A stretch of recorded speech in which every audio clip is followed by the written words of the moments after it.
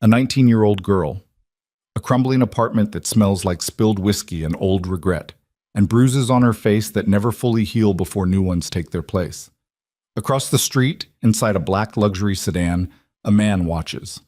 He is not a hero, he will never claim to be, but tonight he has seen enough. What happens next will change both of their lives in ways neither of them could have predicted, and cost them more than either was prepared to pay. If this story finds you, hit like, drop your city in the comments, and follow all the way to the end. Let me see how far this reaches. Pot. The alarm didn't wake Alara Voss. She hadn't been asleep. She had been lying on her side on the narrow mattress in the smaller of the apartment's 2 rooms, her knees pulled to her chest, listening to the sounds on the other side of the wall. The creak of her mother's recliner, the wet gurgle of liquor being poured, the television cycling through channels at a volume that rattled the baseboards, never settling on anything, because Sandra Voss didn't actually want to watch television. She wanted noise. She wanted the kind of noise that filled a room so completely that the silence inside her own skull couldn't creep back in. Alara knew the difference between her mother's drinking sounds. She had spent 19 years cataloging them the way other girls cataloged music or movie quotes or the names of boys they liked. There was the slow, methodical drinking of early evening, measured pours, long silences between them, the quiet of someone trying to take the edge off. There was the fast drinking of midweek, frantic, almost desperate, the sound of someone losing an argument with themselves. And then there was the drinking that came after midnight on a Friday, when Sandra had nothing to get up for the next morning and nowhere to be and no reason left in the world to slow down. Tonight was Friday. Alara kept her eyes on the water stain on the ceiling above her bed. It had spread since last winter, a dark bloom the color of old tea, shaped vaguely like something she'd stopped trying to identify years ago. She used to make shapes out of it when she was small. A dog, a map, a hand. She'd long since stopped playing that game. The stain was just a stain. The apartment was just an apartment. Her mother was just her mother. She heard the recliner creak hard, the specific creak that meant Sandra was pushing herself upright. Alara's body went still. Not tense, still. There was a difference she had learned early. Tension made noise. Tension was shoulders rising, breath catching, the rustle of sheets. Stillness was something else entirely. Stillness was what Prey learned when it understood that moving was worse than waiting. The footsteps came down the short hallway. Uneven. The left foot heavier than the right, which was how Sandra walked when she was past a certain point in the bottle. Alara counted the steps without meaning to. 4 to the bathroom, 3 to the kitchen, 2 to her door. The footsteps stopped outside her door. Alara didn't breathe. The door opened anyway. Sandra Voss was 51 years old and looked closer to 65. She was not a large woman, she had never been large, but alcohol had done something to her frame over the years, thickened her through the middle while hollowing her face, so that she looked somehow both swollen and depleted at the same time. Her hair was the same dark brown as Alara's, but coarser, lank against her shoulders. She was still dressed in the clothes she'd worn yesterday, maybe the day before. Alara had stopped tracking that too. "You awake?" Sandra said. It wasn't a question. "Yeah." "Get up. I need cigarettes. It's past 1 in the morning.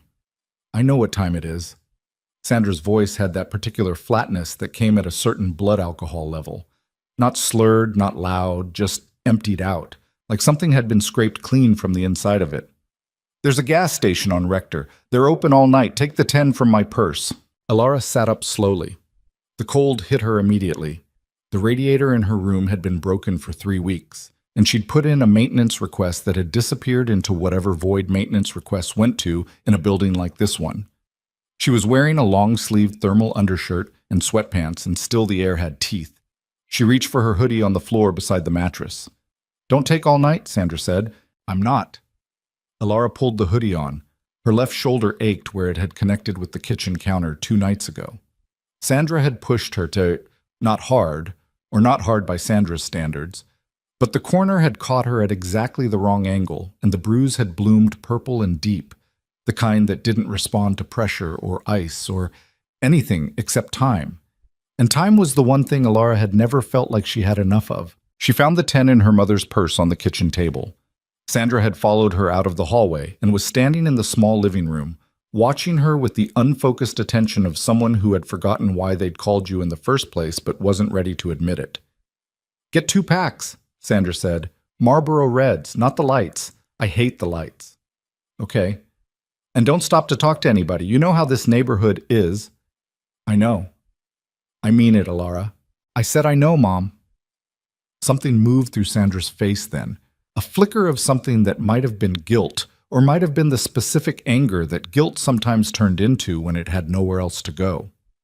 She looked at Alara for a moment longer than usual, looked at the fading mark along her daughter's jaw from 4 days ago, which had gone from purple to a sickly greenish yellow at the edges, the way bruises did in their final stages. Sandra looked away first. Alara put the 10 in the pocket of her hoodie, found her sneakers by the front door, and left. The street was quiet in the way that streets in that part of the city were quiet after midnight. Not peaceful, just temporarily emptied. The cold was sharp enough to make her eyes water the moment she stepped outside. The building's front door didn't lock properly anymore. It swung shut behind her with a sound like a cough. She walked with her head down and her hands in the front pocket of her hoodie, the money folded small against her palm. The sidewalk was uneven, heaved up in places by tree roots that the city had never gotten around to trimming back. She knew every crack and ridge of the 3 blocks between her building and the Rector Street gas station the way she knew the sounds of her mother's footsteps. By feel, without having to think about it. The cold helped, actually. It always had. There was something about air this sharp that cut through the particular fog that came from spending too many hours inside those walls, listening and waiting and cataloging. Outside, the fog thinned. She could breathe in a way she couldn't when she was in the apartment, fully, from the bottom of her lungs, without the instinct to stay quiet, pulling each breath short. She didn't let herself think about the shoulder, or the jaw. She had a system for that too. The gas station's fluorescent lights were brutal and cheerful in equal measure, flooding the forecourt in a cold white glare that made the night around it look darker by comparison. The attendant behind the counter was a man in his 50s who Alara had seen enough times that they had a wordless understanding. She didn't make conversation, he didn't either. They conducted their transaction in the efficient silence of 2 people who both wanted to be somewhere warmer. She bought the cigarettes. She started home. She was half a block from her building when she noticed the car. It was parked across the street from her building's entrance, engine idling, exhaust curling faintly in the cold air. A black sedan, not new exactly, but the kind of maintained that cost money, the kind of car that didn't belong on this block, in the same way that an expensive watch didn't belong on a certain kind of wrist. She noticed it the same way she noticed anything that was slightly wrong in her environment, the low-grade threat detection that had developed over years of learning to read rooms. She didn't stop walking, didn't look directly at it, kept her pace even and her shoulders low and her eyes on the cracked sidewalk ahead of her, but she clocked it, filed it, tucked it away in the same internal archive where she kept everything else she didn't know what to do with yet.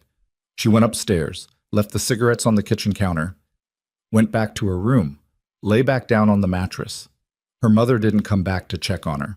She stared at the water stain until the sound of the television finally went quiet, sometime around 3, and then she lay in the silence and listened to nothing. And eventually, without entirely meaning to, she slept. She didn't see the car again for 4 days. In those 4 days, the following things happened. She picked up 2 shifts at the laundromat on Bleecker where she worked 12 hours a week for cash, moving wet clothes from washers to dryers and folding things that belonged to strangers, and listening to the machines churn. She bought groceries with the last of her own money, which came to $43 and stretched if she was careful. And her mother hit her. It was a Thursday evening. Alara was at the kitchen table eating cereal. There was nothing else. The eggs had run out 2 days earlier. When Sandra came home from wherever Sandra had been and found something to be angry about. Alara never fully reconstructed the sequence of events afterward. She had long since stopped trying to trace the logic of her mother's rages, because they didn't have logic. They had momentum. They gathered and accelerated and then discharged. And what had set them off was almost beside the point. What she remembered clearly was the sound, the flat, hard sound of Sandra's open hand catching the side of her face, high on the cheekbone, the kind of blow that wasn't meant to hurt as much as it was meant to remind. And then the second blow, lower, across the jaw, harder than the first, which was always how it went. The first was impulse, and the second was commitment. Alara didn't cry. She had stopped crying during her mother's rages years ago, because crying prolonged them. She made herself a specific kind of gone instead. Not absent, just uninhabited, the way a building looks when all the lights are off. She waited. Sandra said things. She did not register the words. Sandra eventually ran out of force and retreated to her recliner, and Alara cleaned her face over the kitchen sink and went to her room and sat on the edge of the mattress and breathed. The right side of her face, from cheekbone to jaw, had gone from red to purple by the time she went to bed. In the morning, it was the color of thunderclouds. She went to her laundromat shift with her hair pulled forward and her head angled slightly down, the practiced geometry of someone who had learned to minimize. Most people didn't look closely. Most people didn't want to. She saw the car again on a Saturday afternoon. She was coming back from the grocery store. She'd managed $60 this week, an extra shift plus tips from helping a woman carry her wet laundry up 4 flights. And the black sedan was parked in the same spot across the street from her building. Same spot, same engine. She was almost certain it was the same car. This time she let herself look. The windows were tinted, but not so dark that she couldn't make out the shape of someone in the driver's seat. A man. Big through the shoulders. Still in the way that people who were comfortable being watched tended to be. Not tense, not caught, just present. She looked long enough to let him know she'd seen him.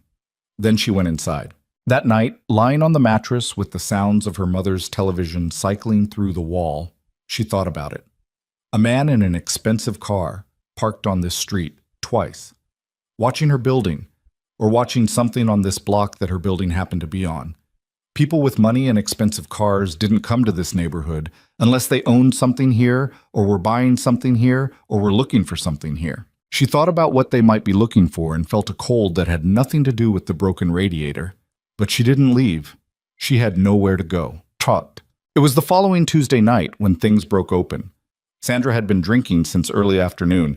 Alara could tell when she came home from the laundromat at 6, the apartment already sour with it, the specific atmospheric weight of a room that had been occupied by someone self-destructing for hours.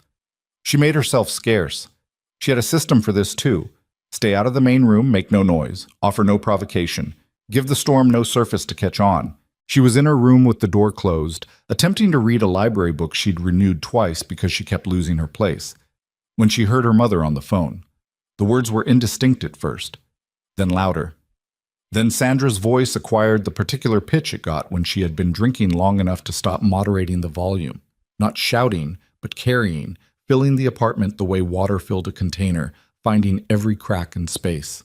Don't tell me what I do in my own house. I'll do what I want in my own house. A pause. Then, you don't know what she's like. You don't know. She's been a problem since the day she was born. Don't look at me like... Another pause. Sandra was talking to someone on the phone who was apparently pushing back. Alara pressed herself against the headboard and pulled her knees up and tried to be the specific kind of gone she was good at being. Fine, fine, I don't need this. I don't need any of this. The phone call ended with the particular violence of a screen being tapped too hard. Then silence. Then footsteps. The door opened without a knock. It had never come with a knock. And Sandra was standing in the doorway with a glass in one hand and an expression on her face that Alara had catalogued and filed under worst ones. Her eyes were bright with the specific glitter of someone who had been drinking long enough to get past maudlin and into something harder. You talked to your aunt, Sandra said. I haven't talked to Aunt Carol in 3 months. Don't lie to me. I'm not lying. She called me tonight. Sandra's voice was getting that terrible evenness again, the emptied-out flatness. Asking about you. Asking if you were okay. She said the last 2 words like they tasted wrong. Why would she be calling asking if you were okay unless somebody told her something? I don't know. I didn't talk to her. Alara. Mom, I swear. Sandra threw the glass. Not at Alara. At the wall beside the door, which was probably not a distinction that mattered much in the moment. The glass hit the drywall and shattered, and the sound was enormous in the small room, a crack, and then a scatter, and then silence. Sandra's face had gone very red. You think you can go around talking about our family to people? Her voice had lost the evenness now. You think that's what you do? You think that reflects well on... She came into the room. Alara got off the bed on the far side. She'd learned years ago to keep the mattress between them if she could, to create distance, to buy time for the storm to break before it landed. She stood with the bed between them, her back against the wall, her hands at her sides. I didn't call Aunt Carol. You're lying. I'm not. Check my phone, check my call history. I haven't called her. Something moved through Sandra's face that might have been doubt, but doubt in that state was unstable. It could go anywhere. She stood at the foot of the bed and breathed hard through her nose and looked at Alara with eyes that were and weren't her mother's, depending on which way you measured it. Then she moved around the bed. Alara moved too, toward the door, which was still open, the path out still clear. She was almost through it when Sandra caught her by the arm and yanked her back hard enough that she hit the door frame with her right shoulder, her already damaged left shoulder taking a glancing impact that made her vision white out for half a second. Sandra's hand came up. Alara turned her face away from it and took the blow on the side of her head, up near the temple. Not the jaw this time. The temple, which was worse and rang differently, a deep vibration that went all the way through her skull and kept going. She didn't fall. She had learned not to fall unless she had to. She held the door frame with both hands and kept herself upright and waited. Sandra hit her again, lower, and then the momentum broke the way it always broke, suddenly, without announcement, like a wave that just spent itself. And Sandra stepped back and made a sound that might have been a sob or might have been something else, and pressed her hand over her mouth and stood there looking at her daughter with something she couldn't maintain eye contact with for very long. Get out of my face, Sandra said finally. Her voice had gone soft and ruined. Alara went to the bathroom. She ran cold water and pressed a folded washcloth against the side of her head and stared at her own reflection in the mirror above the sink. The fluorescent bulb was buzzing on one side, had been for months. Her face looked greenish in it. The bruising from last week was still visible, faded to that sick yellow at the edges. And now there was new redness along the temple that would be purple by morning. She pressed the washcloth harder and breathed and did not cry. Outside the bathroom, the television came on again. She didn't sleep that night. She lay on the mattress and watched the ceiling and thought about the things she thought about when sleep wouldn't come, which was not the past because the past was too heavy, and not the future because the future was too vague, but the immediate. The next hour, the next day, the mechanics of survival mapped out in small concrete steps. Get through tonight. Get to the laundromat tomorrow. $60. Groceries. Back here. Around 4 in the morning, she found herself thinking about the car.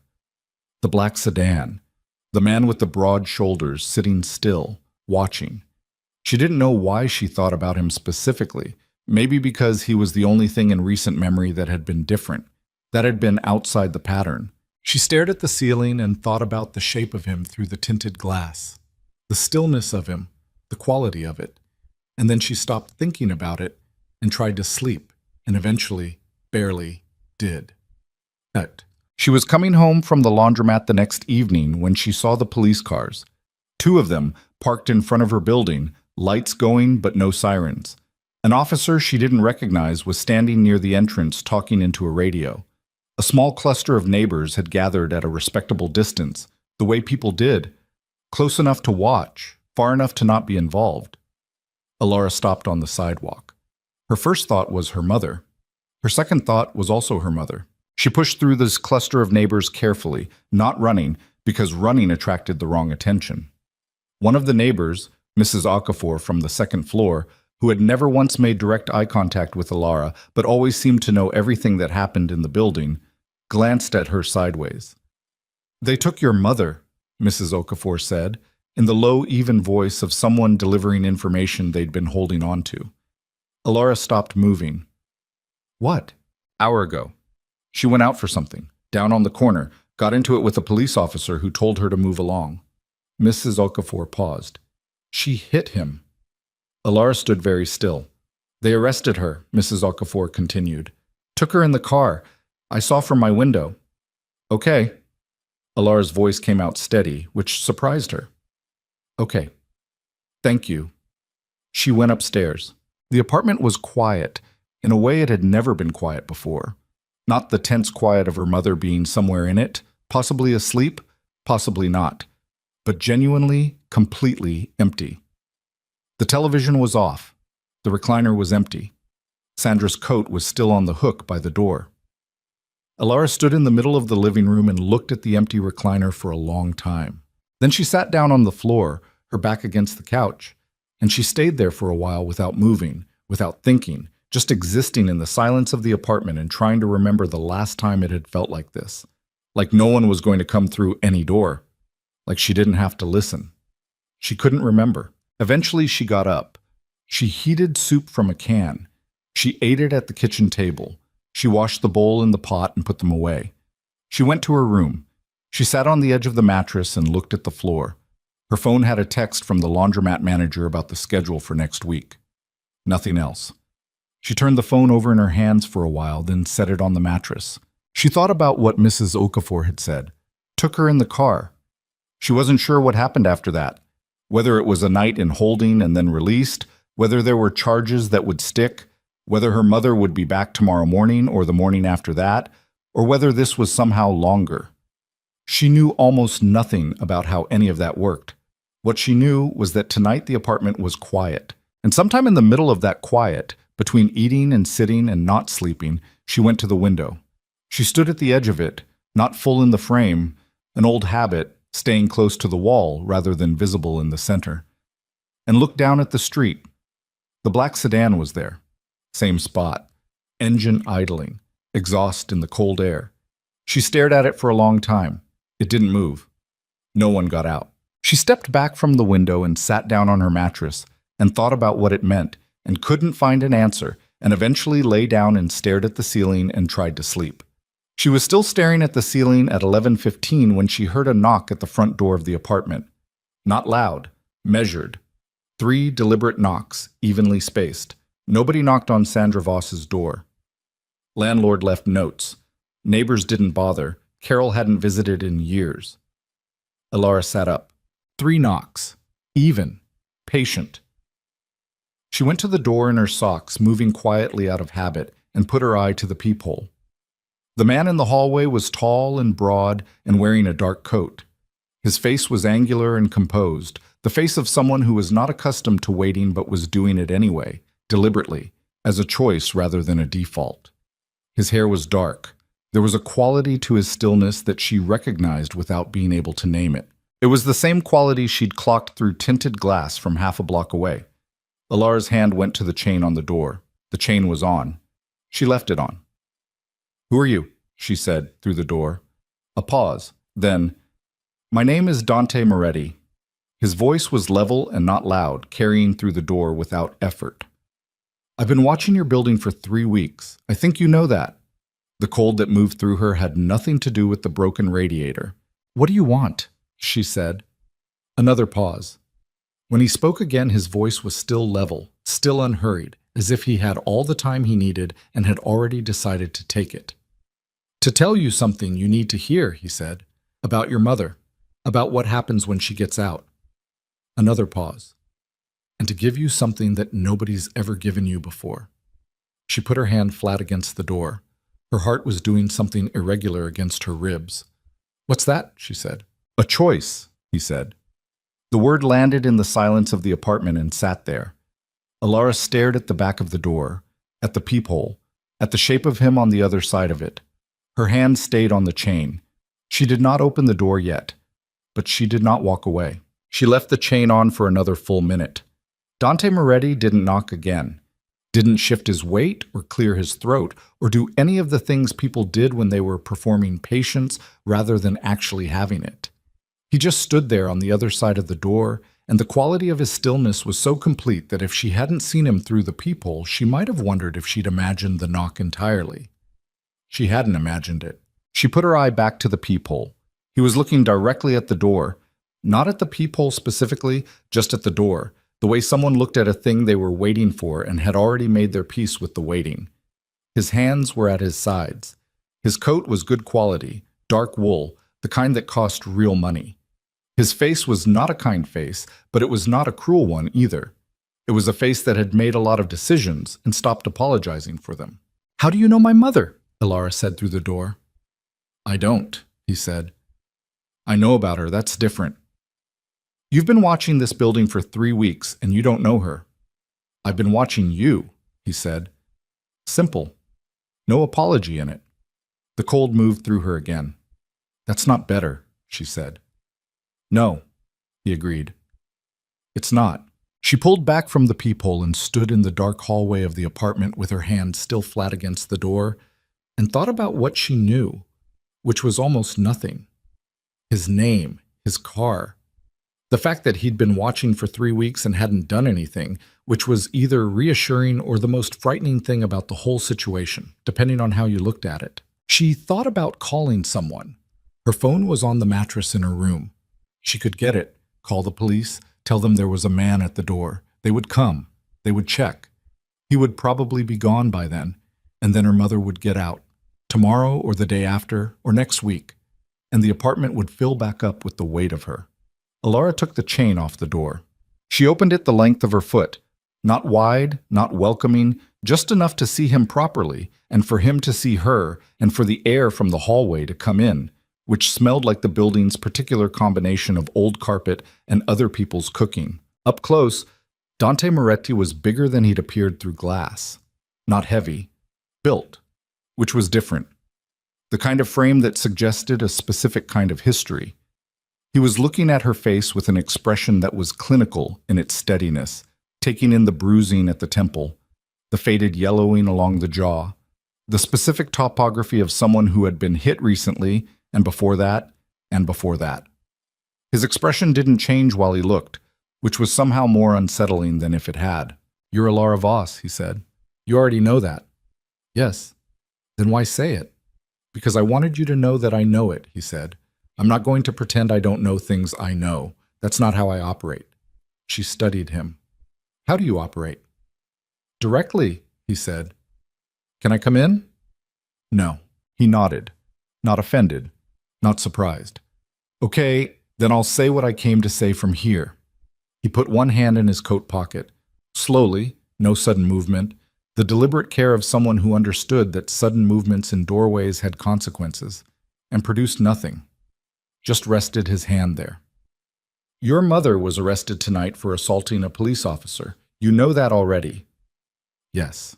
She's going to be held until her arraignment. Given her record, 2 prior misdemeanors, one of which was also assault.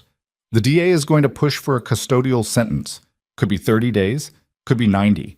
Depends on the judge and whether her public defender is any good, which they usually aren't.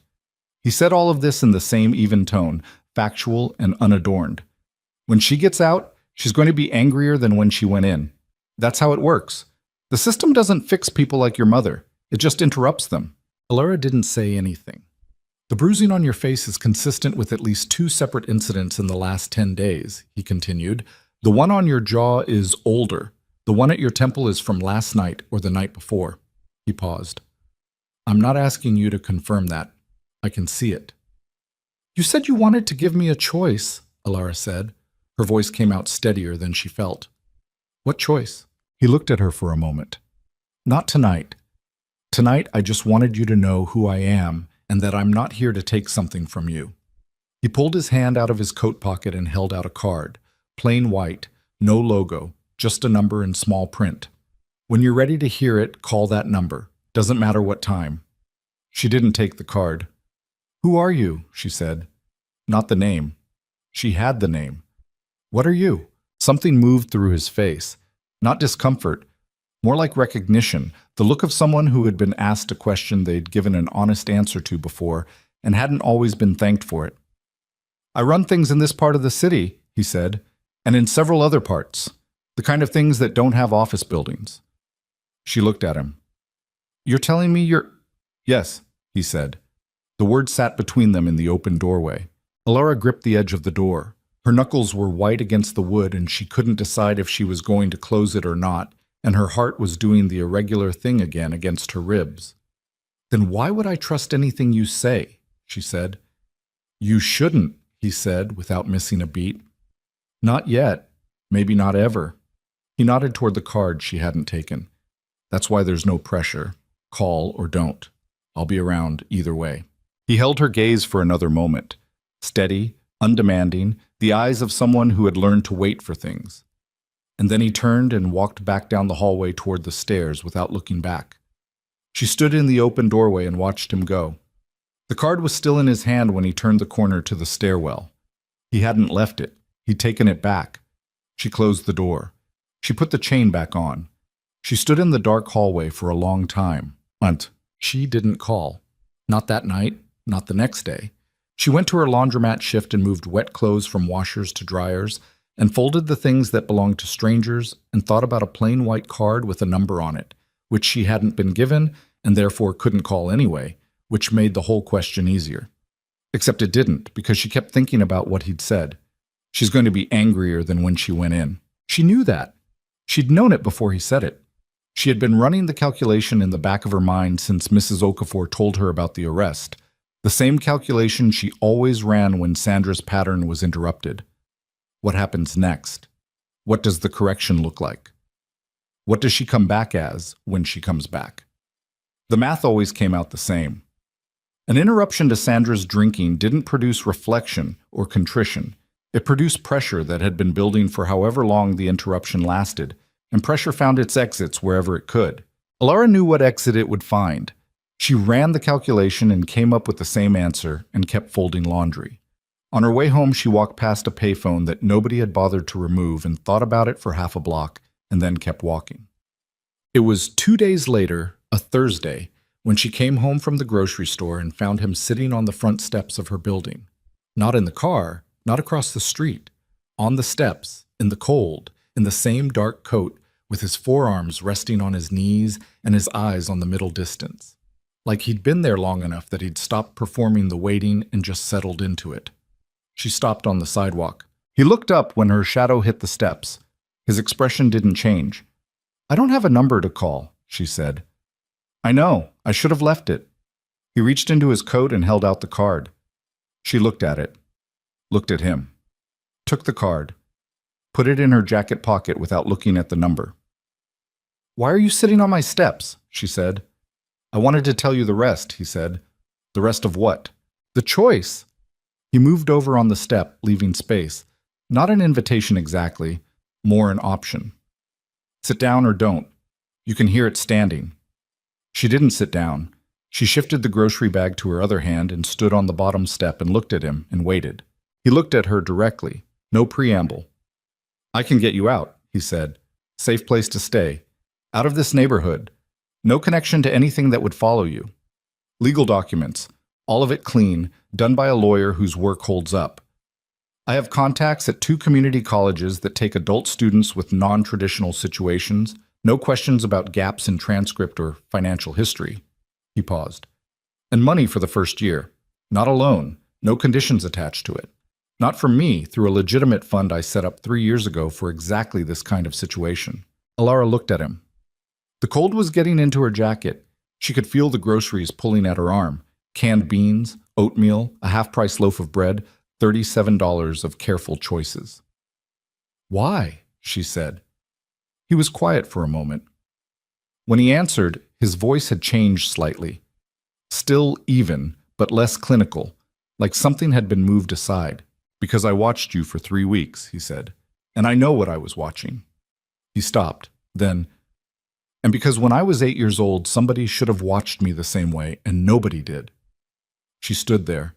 The wind came down the block and pushed at her hair, and she held the grocery bag and didn't say anything. "I'm not asking for anything back," he said. "Not gratitude, not loyalty, not anything that would put you in my debt, because I don't want you in my debt. The moment you take this, it's yours. I walk away. You never have to see me again if you don't want to." "You're a mafia boss," she said. "Yes." "You run things that don't have office buildings." "Yes." "And you're sitting on my front steps offering me—" She stopped. She didn't have a word for what he was offering. "Why wouldn't you want something back? People like you always want something back." His jaw tightened slightly. The first crack in the composure, small and immediate, and then gone. "I know what people think about people like me. I'm not going to argue with it." He looked at her. "But I'm also not going to apologize for what I am to make what I'm offering more palatable. You know what I am. This is still the offer." She looked at the card in her pocket. Back at him. At the building behind him. The broken front door, the window on the second floor with the cracked pane that had been cracked since she was 16.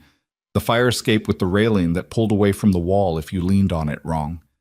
My mother comes back, she said. She gets out. You think she just, what, doesn't notice I'm gone? She'll notice, he said. She won't be able to do anything about it. There was something in his voice when he said it that she didn't examine too closely. You can't promise that. I can promise that more than she can promise she won't put you in a hospital the next time, he said. Flat, factual.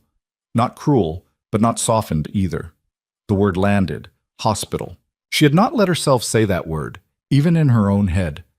The calculation she'd been running had been deliberately vague on the outer end of its range, because looking directly at the outer end of the range was something she could not afford to do and still function. But he'd said it plainly, and now it was in the air between them, and she couldn't unsay it even inside herself. She looked at the building again. I need to think about it, she said. I know. I'm not saying yes. I know that too. She went inside. She climbed the stairs. She made dinner from the groceries, canned beans over rice, one of 7 variations in her rotation, and ate at the kitchen table in the silence of the apartment, which was still Sandra's silence, still the silence of Sandra's absence rather than real silence, the temporary quiet of a room waiting to be filled back up with its usual weight. She looked at the card on the table beside her bowl. 1 number, no name. She ate her dinner and washed the bowl and went to bed and lay in the dark and thought about what the outer edge of the range looked like when you let yourself look at it directly. She thought about it for a long time. Hotep. She called on a Friday morning, 6 days after the knock on the door, 4 days after the steps. He picked up on the second ring. I haven't said yes, she said. I just have questions. Ask them, he said. She'd written them on a piece of notebook paper because she didn't trust herself to remember them all under pressure. She looked at the paper. The safe place, she said. Is it one of your properties? Something connected to you? It's a property in a different borough, clean title, held by an LLC with no obvious connection to anything I operate. For what you need it for, it functions like a regular apartment. Who else would be there? No one. It's private. You'd have it to yourself. If I said yes and then changed my mind, what happens? You leave, he said. That's it. She looked at the next line on the paper. The legal documents. What kind? State ID. Social Security card if yours is compromised. Whatever you need to enroll in school and open a bank account. All legitimate. Nothing that expires or creates problems. How is that possible? A brief pause. I know people, he said. She stared at the paper. The next question was the one she'd written last, because it was the one she'd been most afraid to ask. Do you want me to be grateful? She said. Not just saying thank you, feeling it, owing it, because some people need that and it comes out sideways later. The silence on the line was longer this time. No, he said. How do I know that? You don't, he said. Not yet. That's one of the things you'd have to decide to find out. Another pause. But I'll tell you this. I have never in my life needed someone to be grateful to me. I have what I have. I built what I built. What I'm offering you has nothing to do with what I need. She looked at the wall of the kitchen. The crack that ran from the window frame diagonally toward the ceiling, the one she'd watched get longer every winter. My mother is out next week, she said. The public defender had called the building's landline. Sandra had no cell phone, and left a message on the machine that Alara had played twice with her hand on the receiver. Arraignment had gone worse than the best case, but better than the worst. 22 days. Released in 18 with good behavior, which in Sandra's case was a formality rather than a reflection of anything. 18 days from the arrest date. That was 2 days from now. I know, Dante said. Of course you do, she said, without bitterness. It was just true. He knew things. That was what he was. She looked at the notebook paper. She'd asked all the questions. She hadn't gotten certainty from any of the answers, but she'd known before she called that certainty wasn't on the table. Certainty had never been on the table, not in this apartment, not in this life. I'll call you, she said. Okay. She hung up. She sat at the kitchen table with the notebook paper in front of her, and the crack in the wall diagonal above her, and the sound of the upstairs neighbor walking their specific walk, and she thought about the outer edge of the range and what it looked like, and how long she had before it stopped being a projection and became a fact. 18 days from the arrest. 2 days from now. She thought about the length of the hospital word. She thought about a safe place in a different borough. She thought about legal documents, a bank account, a community college. She thought about the last time anyone had offered her anything without a catch visible from where she was standing, and she couldn't find one. She folded the notebook paper in half, in quarters. She put it in her pocket. She spent the rest of that day and all of the night going back and forth across the same ground, covering the same territory from different angles, looking for the things she was missing, the catch she couldn't see, the price that would arrive later. She built the argument against it in her head and then demolished it and built it again. She made herself imagine her mother coming back through that door in 2 days and what that first night would look like, and she let herself look at it directly, all of it, the outer edge included, and she held it there and breathed. Sometime in the deep middle of the night, she stopped arguing with herself. She went to her closet and pulled out the backpack she'd carried through 2 years of high school before she'd stopped going. It was canvas, army green, one broken zipper that she'd replaced with a safety pin. She set it on the mattress. She did not start packing, not yet. She just looked at it for a long time. Then she went back to bed. In the morning, Saturday, overcast, the light through her window, the particular gray of a city that had forgotten what sun looked like. She picked up her phone and called the number on the plain white card. He picked up on the first ring this time. "Yes," she said, just the one word. Dante Moretti didn't say good or great or I knew you would. He said, "Noon on Monday, I'll be in front of your building." A pause. "Pack light, we can get whatever else you need." She said okay. She hung up. She stood in the center of her room with the phone in her hand and the backpack on the mattress and the water stain on the ceiling above her. And she felt something she didn't have a precise name for. Not relief exactly, not fear exactly, but something that had the texture of both. Something that lived in the space between them.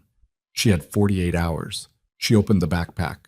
She started with the photograph, the only one she had of herself before the bruises became routine, taken at maybe 7 years old in a school gymnasium somewhere. A gap-toothed kid in a yellow sweater who still believed in the basic safety of rooms. She folded it carefully and put it in the front pocket. Then she took it back out, looked at it for a long time, put it back in. She packed 2 changes of clothes, her toothbrush, a phone charger, the library book she still hadn't finished, the notebook paper, still folded to quarters, which she didn't fully understand why she was keeping but put in anyway. The backpack was less than half full when she was done. She sat on the edge of the mattress with the packed backpack beside her and the morning light going gray through the curtains, and she thought, this is it. This is what leaving looks like. A canvas bag with a broken zipper and a photograph of a kid who didn't know yet, less than half full. And then, from downstairs, the building's broken front door made its specific sound. The cough of it opening, the drag of it closing, and she heard footsteps in the stairwell. She knew those footsteps, the particular unevenness of them. Left foot heavier than the right. Her whole body went cold and still. 18 days from arrest. 2 days from now. Except it wasn't 2 days from now. The footsteps stopped outside her door. 3 knocks. Not measured. Not patient. Hard, flat. The knocks of someone who had been storing pressure for 18 days and was done. Elara didn't move. She sat on the edge of the mattress with the backpack beside her, and her hands flat on her thighs, and listened to the footsteps stop outside the door, and she thought, 18 days. The public defender had said 18 days minimum. She had counted. She had been careful about the counting. But the footsteps were her mother's footsteps. She knew them the way she knew the water stain and the broken radiator and the sound the front door made when it closed. She knew them in her bones. 3 more knocks. Harder. Elara. Sandra's voice came through the door, stripped of everything except demand. Not drunk. Not yet. Which was almost worse. Sober Sandra had a precision to her that drunk Sandra lacked. Open this door. Elara looked at the backpack. She thought about the phone on the mattress beside her. The number on the plain white card. Noon on Monday, he'd said. It was Saturday morning. She had less than 48 hours, which had just collapsed to approximately 45 seconds. Alara, I can hear you in there. She picked up the backpack and put it under the bed. She did it in one motion, fast and practiced, the motion of someone who had hidden things before. Then she sat back on the edge of the mattress with her hands in her lap and her breathing even and her face arranged into whatever expression got her through doorways. She got up and opened the door. Sandra Voss looked like she'd been through a machine. Not the drinking for days worn she usually wore, but something raw. Institutional exhaustion, the specific hollowing out of someone who had been processed by a system that didn't care about them and been spat back unchanged. Her hair was flat. Her eyes were too bright, the brightness of a fever or of someone running on something more concentrated than sleep. She was wearing the same clothes she'd left in 18 days ago, which told Alara that nobody had brought her anything, that she'd been in holding clothes until she was released and had changed back into her own at the facility and walked or bussed home. Sandra looked at Alara's face for a long moment. Then she walked past her into the apartment. Alara turned and watched her. Sandra went to the kitchen, opened the cabinet where she kept the liquor, and found it the way Alara had left it. 2 inches of something generic in a plastic bottle, which was all that had been there before the arrest. Sandra looked at the 2 inches for a moment and then poured it into a glass and drank half of it standing at the counter with her back to the room. They let you out early, Alara said. Good behavior. Sandra's voice was flat. Turns out if you don't talk to anyone for 18 days, they call it good behavior. Okay. Sandra turned around. She was looking at Alara the way she sometimes looked at things she was trying to calculate the weight of. Her eyes went to the bruising, which had faded to an ugly yellow-green, the last stages. Then to the temple, where the newer one had gone through its colors and was now just a shadow. You look terrible, Sandra said. Alara said nothing. I've been in holding for 18 days, Sandra continued. She set the glass down. 18 days, do you understand what that's like? No, Alara said. No, of course you don't. Sandra ran her hand through her lank hair. I've got to call a lawyer. The DA wants to pursue charges, which is insane because the officer I barely touched him. Barely. She said it the way people said things they needed to believe. I need you to go to the store. I need cigarettes, and I need actual food, because whatever they were feeding us in there was... Mom? Sandra stopped. Alara had said it in a tone she'd never used before. Not loud, not confrontational, just a tone that said, I'm not going to the store. Something in it stopped Sandra the way volume wouldn't have. Sandra looked at her. What? Sandra said. I'm not going to the store. The kitchen was very quiet. Outside, somewhere below, a car horn sounded twice and then stopped. Sandra's face did the thing it did, the slight reorganization of features, the subtle shift from one register to another. I've been in holding for 18 days, she said again, slower this time. I come home and my daughter tells me she's not... I heard you, Alara said. I'm not going to the store. Sandra looked at her for a long moment. Something was moving behind her eyes, a calculation or a pressure or both. She picked the glass back up, drank the other half of the 2 inches, set it back down with a sound that was just slightly too loud. I see, Sandra said. 18 days away and you've decided things are different now. I've decided I'm not going to the store right now. That's not what you said. You said you're not going. Right now, Alara said. I said not right now. It wasn't true. She had no intention of going at any point, but she had learned a long time ago that the direct collision was never the right approach, that the way through was lateral, that you bought time and space where you could and used it. She was buying time. She didn't know for what exactly, because the backpack was under the bed, and it was Saturday morning, and noon on Monday was still 36 hours away, and Sandra was standing in the kitchen with an empty glass and the bright fever eyes. Fine, Sandra said. Fine. I'll go myself. She picked up her purse from the counter. She'd come in with it, which meant she had money, which meant she'd gotten something from somewhere. Probably the emergency cash she kept in the lining she thought Alara didn't know about. When I get back, we're going to talk about this attitude. She left. The front door made its coffin drag sound. Alara stood in the kitchen for 3 seconds. Then she went to her room, pulled the backpack from under the bed, checked that everything was still in it, and put it back. She picked up her phone. looked at the number on the card. She did not call. Not yet.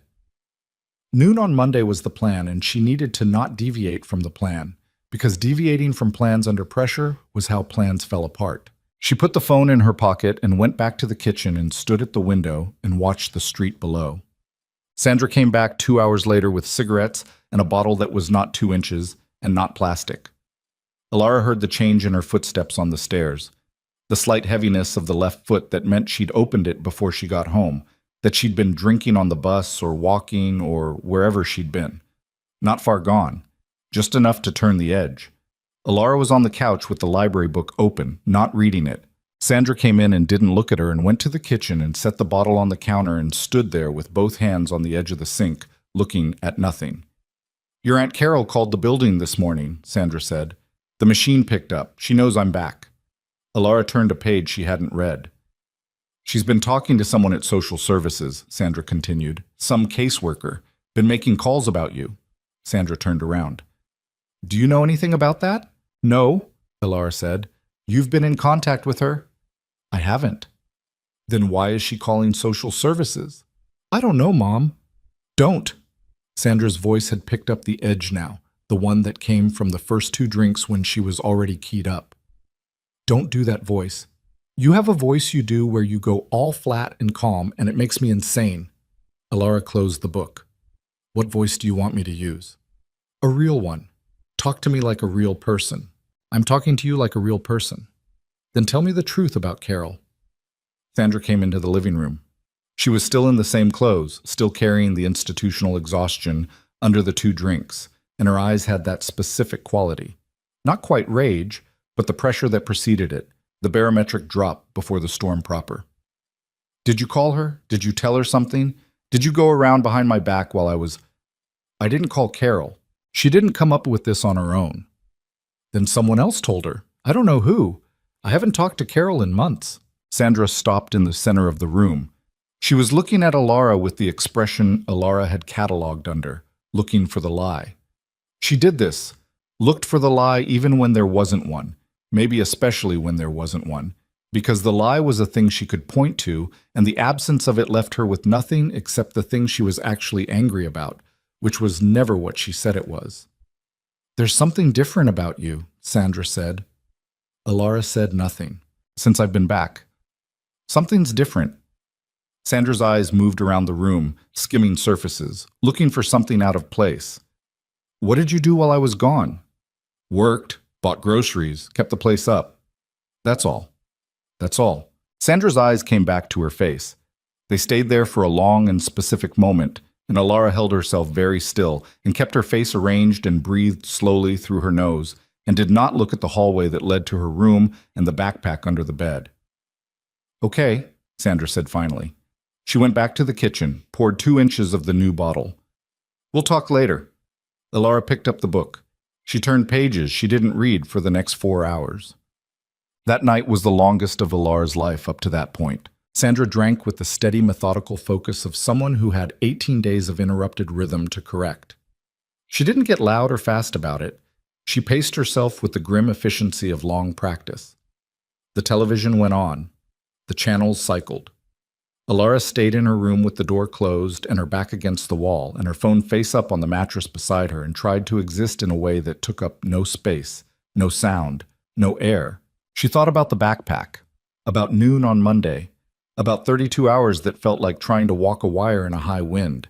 She thought about what he'd said, sitting on the front steps. When she gets out, she's going to be angrier than when she went in. He hadn't known she was getting out 2 days early. Neither had Alara. She ran the math again. If she called him now, tonight, what did that change? He'd said noon on Monday. If she asked him to move it up, to tomorrow, to tonight even, would he? She didn't know. She barely knew anything about how he operated, despite the conversations, despite the front steps. She had the number. She had the yes she'd already given. She did not have a sense of what flexibility looked like from his end. She picked up the phone, set it back down, picked it up again, and heard, from the other room, Sandra's recliner creak. Then footsteps. Not toward her room, toward the kitchen. More liquor. The clink of the bottle. Then the footsteps came back, stopped outside her door. "I talked to someone at the facility," Sandra said through the door. Her voice had the middle of the bottle quality now. A counselor. They said something about They said sometimes when there's been conflict in a household, both people need to. She stopped. There was a long pause in which Alara could hear her breathing, slightly elevated, slightly ragged. They said there were resources. Alara stared at the door. Okay, she said carefully. I'm just telling you what they said. Sandra's voice had gone careful, too, in a different way. The carefulness of someone navigating something they didn't have language for and were afraid of what the wrong words would do. They said there were resources, classes or something. I wrote down a number. Alara sat completely still. Mom, she said, I'm not saying anything. I'm telling you what they said. Okay. You don't have to say anything about it. Okay. A very long pause. I wasn't trying to. Sandra stopped again. There was a sound that might have been her hand against the door, a palm laid flat against the wood. I know things haven't been. I know it's been hard. The words were so unlike anything Sandra Voss had ever said in that hallway, that Alara felt something move through her that she couldn't immediately identify. Not hope. She had learned too young what hope cost. But something in the same family, something that hurt in the same specific place. I know, Alara said. A pause. Then Sandra's footsteps moved back to the recliner. The television volume went up. Alara sat with the phone in her hand for a long time. She thought, she said that. She said those words. And something in the young and much damaged part of her wanted to take them and build something out of them, a reason to reconsider, a reason to believe that the facility had done something, that the 18 days had been something other than interrupted momentum, that the counselor and the classes and the I know it's been hard were the beginning of a different version. She thought that for a while. Then she thought about the outer edge of the range. She thought about the backpack under the bed. She thought about noon on Monday. She put the phone down and lay on her back and stared at the ceiling and did not let herself build anything out of those 3 sentences. Because building things out of 3 sentences in this apartment was not hope. It was a different thing that wore Hope's face. She slept fitfully. She woke before dawn. Sandra was still in the recliner, asleep from the sound of her breathing. The television had cycled to an infomercial for something, the bright, insistent voice of it filling the apartment. Alara lay still and listened to her mother sleep and counted the hours. 22 hours to noon on Monday. She could do 22 hours. She stayed in bed until she heard Sandra wake. The particular sequence of sounds, the sharp intake of breath, the recliner creaking, the slow and pained movement of someone whose body had been sleeping in a chair and was informing her of that decision at length. Then shuffling to the bathroom, running water. Alara got up. She went to the kitchen. She made coffee, the cheap kind, the grocery store brand, and had a cup standing at the counter and was rinsing it when Sandra came into the kitchen. Sandra looked at her. In the morning light, without the drinks, and with the sleep, and the long days of enforced sobriety in the facility still visible somewhere underneath the puffiness and the exhaustion, Sandra looked briefly, painfully, terribly like a person. Like the person Alara carried somewhere very deep and very locked away. The one from the before time, the one from the photographs that didn't exist anywhere anymore. Sandra poured herself coffee. I need to tell you something, Sandra said. Alara turned around. Her hand was still on the edge of the sink. Sandra was looking at the coffee cup. While I was in there, one of the women, she was older, she'd been in and out a lot, she told me something. Sandra's voice had the deliberate evenness of someone who'd been rehearsing. She said the way you know you have a real problem is when the people you love start making plans to leave and you're the last one to find out. The kitchen was very quiet. She wasn't talking about me specifically, Sandra continued. She was talking about herself, but I kept thinking about it. She finally looked up. Her eyes were red around the edges, not from crying, just from fatigue and drink and all the years of them. Are you making plans to leave? The direct question hit Alara in the chest like something thrown. She stood at the sink with the water still running faintly behind her and looked at her mother's face. This terrible, familiar, ruined face that she had loved and feared in equal measure for every year of her life. And she thought about what to say. She thought about the backpack. She thought about noon on Monday. She thought about, are you making plans to leave? Mom? And then Sandra's phone buzzed on the counter. Sandra glanced at it. Her face changed. She picked it up, read something. And the thing that happened to her expression was immediate and total, like a current being cut.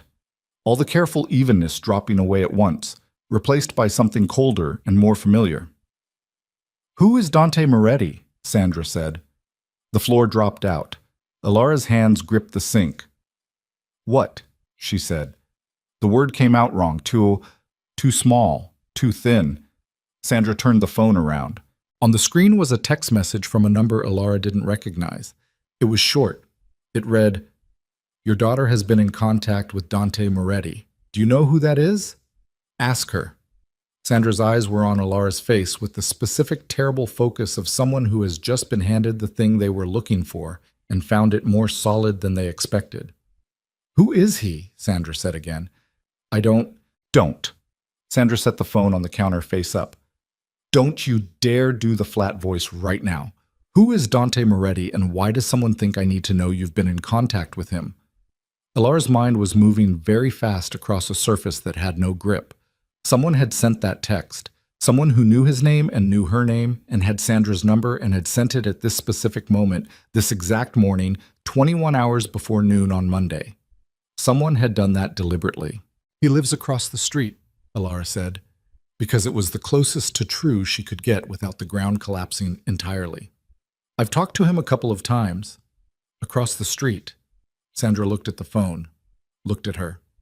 Someone texts me to warn me about a man across the street that my daughter has been talking to a couple of times.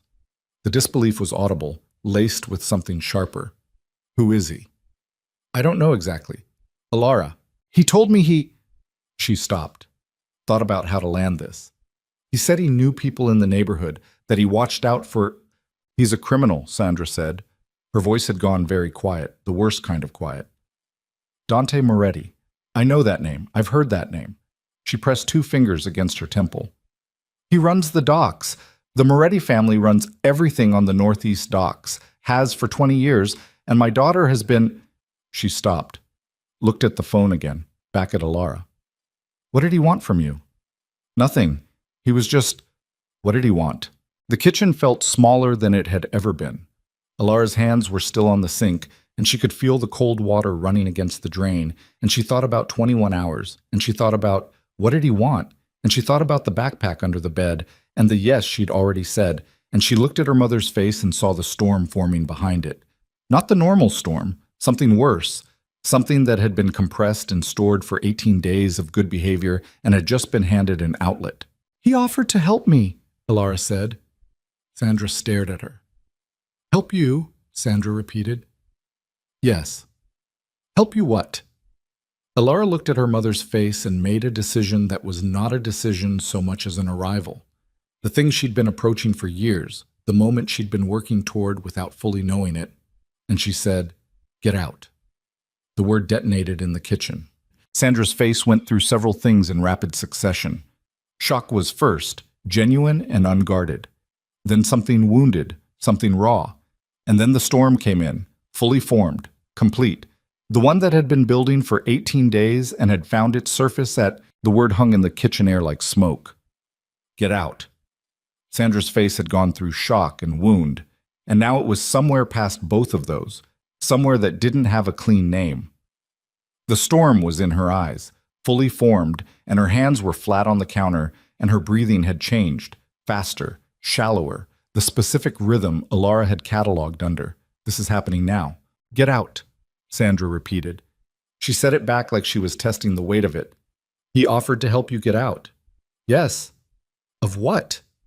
Alara looked at her mother's face and said nothing, because the answer to that question was everything in this room and everything it contained, and the woman standing in it, and saying that out loud was not a thing she had the language for. Not right now. Not in this kitchen with the current still cut and the storm already present. Sandra understood anyway. The understanding moved through her face like weather. You were going to leave, Sandra said. Her voice had dropped to something almost quiet. Almost. You packed a bag. You have a bag somewhere in this apartment. Mom, where is it? Not a question. The other thing. Listen to me. Where is the bag, Alara? She moved. Not toward the hallway, not yet. She moved toward Alara first, closing the distance across the kitchen in 3 steps, and Alara stepped back and her hip caught the edge of the counter hard enough to send pain flaring up her side. And Sandra was right there, in her face, close enough that Alara could smell the old alcohol and the institutional soap, and underneath both of them, something that was just her mother, just the smell of her, which she had known her entire life. There is no bag, Alara said. Sandra's hand moved. Alara caught her wrist. She had never done that before. The shock of it stopped them both. Sandra's wrist in Alara's grip, Alara's fingers wrapped around the thin bone of it, and both of them frozen in the kitchen by the sheer unexpectedness of it, the deviation from every version of this scene they had ever played. Sandra looked at Alara's hand on her wrist, looked at her face. "Let go of me," Sandra said. Alara let go. She stepped back. Her hip was still radiating pain from the counter edge, and her heart was hitting her ribs so hard she could feel it in her jaw. And she was breathing through her nose in careful, controlled increments, because breathing was the thing she could control when nothing else was. "I'm not going to fight you," Alara said. Her voice was shaking slightly. Not from fear, from the effort of keeping it level when everything underneath it was not level, was not anywhere near level. "I'm not going to do this. Not anymore." Sandra stared at her. "I love you?" Alara said, and meant it, which was the worst and most complicated part of all of it, the part that had made leaving impossible for so many years, the knot at the center of everything. "I have always loved you, and I cannot stay here." The storm in Sandra's eyes broke into something else, something fractured and terrible. "He got to you," Sandra said. Her voice was cracking at the edges. "That man, this Moretti, this isn't about him. You were fine before." "I was never fine." Alara's voice came out harder than she intended, the control slipping slightly. "I was surviving. That's not the same thing. Mom, look at my face. Look at it." Sandra looked. The yellowed bruise along the jaw, the faded shadow at the temple, the accumulated geography of years. "That's you," Alara said. "That's yours. You did that." Sandra's face contracted. "You don't understand what I've been through."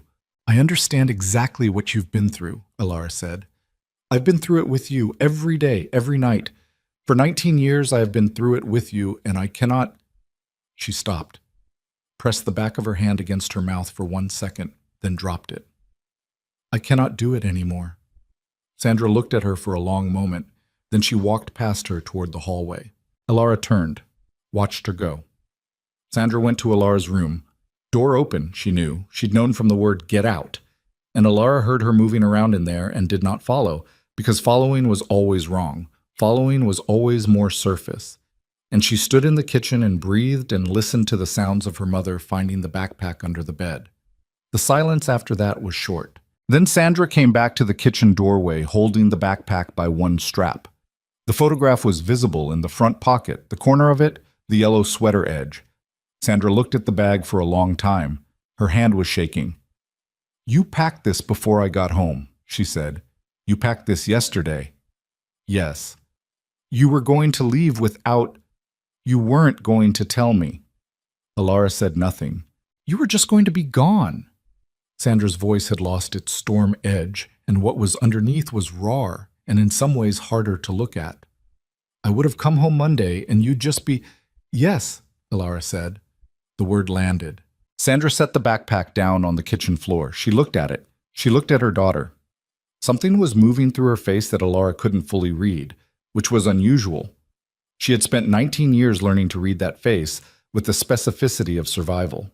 Then Sandra picked up her phone from the counter. "I'm going to call him," Sandra said. "Don't." "I'm going to call Dante Moretti, and I'm going to tell him to stay away from my daughter." "Mom, stop. He has no right to come to this neighborhood and put ideas into..." "He didn't put ideas into anything."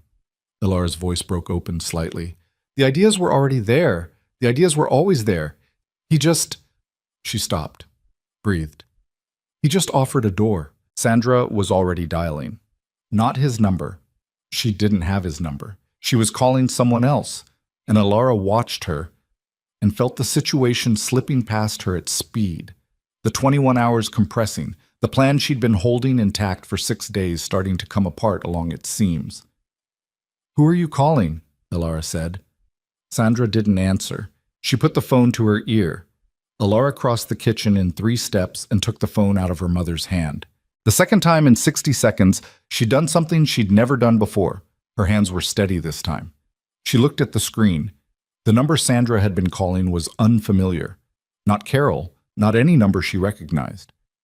"Who is this?" Alara said. Sandra looked at her with an expression that had gone suddenly, carefully blank. The specific blankness of someone caught. Something cold moved through Alara's chest. "Mom." Her voice had changed. Something underneath had hardened. "Who were you calling? Give me my phone. Who is this number?" "It's none of—" "Someone texted you this morning," Alara said. The pieces were arriving in order now, cold and sequential. "Someone texted you about Dante, someone who knew his name and knew my name and had your number." She held up the phone. "Is this them?"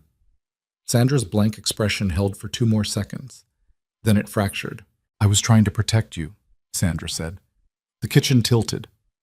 "What did you do?" Alara said. Alara, you have to understand. A man like that, someone like Moretti, you don't understand what he is, what his people are." "What did you do?" Sandra pressed her hand over her mouth. Her eyes were wet now, which was a thing Alara had almost never seen, the specific rarity of it making it worse somehow, making it more alarming rather than less. "When I was in holding," Sandra said through her hand, "there was a woman. She'd heard your name. I don't know how. People talk, the officers, I don't know. And she told me she knew Moretti, that she had contacts who watched his movements." Sandra's hand dropped. "She said he'd been seen near our building. She said she could find out why. I gave her your name to help narrow down—" "You gave her my name," Alara said, "to help find out what he wanted. You gave a stranger my name while you were in a holding facility." The words came out of Alara's mouth with a flatness that scared her. "And this morning, that stranger texted you to tell you what she'd found out. Because it was useful to her, because she wanted you to—" She stopped. "Mom, who is this woman?" "I don't know exactly. She said she worked for people who had a problem with Moretti, people who watched his—" "She works for someone who has a problem with Dante Moretti," Alara said. The cold in her chest had spread, was moving down her arms. "And you handed her my name. And she texted you this morning, right now, 18 hours before I was supposed to—" She cut herself off. Sandra looked at her daughter's face and seemed to fully understand for the first time the specific shape of what she'd done. "Alara." Alara was already moving. She picked up the backpack from the kitchen floor, slung it over one shoulder, picked her phone up from the counter. "You can't leave," Sandra said. "You can't go to him. Not now, if someone's watching." "You made it dangerous," Alara said. Her voice was very quiet. "You made it dangerous by handing my name to a stranger who works for people who are watching him. Do you understand that? Whatever was safe about this, you made it not safe." "I was trying to—" "Stop saying that." Alara looked at her mother. She was shaking, she realized. Her hands, her jaw, the fine tremor of something that had been compressed for too long releasing all at once. "You were trying to keep me here. That's what you were trying to do. The same thing you have always been trying to do, just a different method." Sandra's face crumpled. "You're all I have," Sandra said. The 3 words hit Alara in the chest like a fist. She stood in the kitchen doorway with the backpack on her shoulder and her phone in her hand and her mother's face in front of her, crumpled, wet, terrible, beloved. And she felt the knot at the center of everything pull tight one final time, the one that had kept her here through all of it, the one that had been woven out of love and fear and obligation and the specific torment of being someone's only person when that someone was destroying you. "I know," Alara said. She walked out. She was on the stairwell when she called him. It rang once. He picked up. "Something's wrong," she said. She was moving down the stairs fast, hand on the railing, her sneakers loud on the concrete steps. "Someone your people have a problem with. Someone warned my mother about you this morning. She gave them my name while she was in holding." A short silence. "How long ago?" "The text came maybe 20 minutes ago," maybe less. Where are you now? Stairwell. I'm leaving. Don't go out the front, he said. His voice had changed. The unhurried quality was still there, but underneath it something had sharpened, something operational. Is there a back exit, service entrance, alley access, anything? There's a door at the back of the first floor. Comes out on the alley between my building and the next one. Use it. Turn left out of the alley, walk to the corner of Rector and Vine, stay on the building side of the sidewalk. I'll be there in 8 minutes.